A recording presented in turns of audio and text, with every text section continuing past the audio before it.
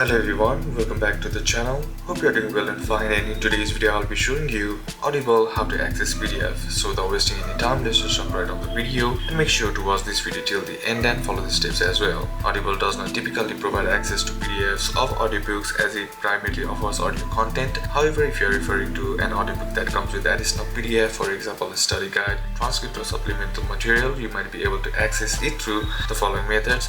First is to head over and open up the app and then be sure to be logged into your account. Then check the Audible description. Go to the audiobooks page on Audible and check if it's mentioned any downloadable PDF or bonus materials. Some audiobooks, especially educational or self-help books, may offer companion PDFs. Then next is to visit the author's or publisher's website.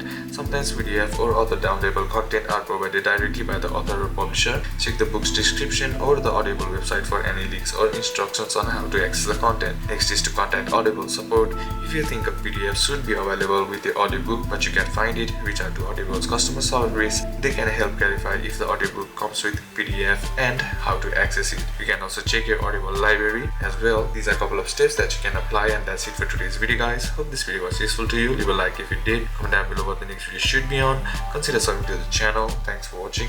Bye bye.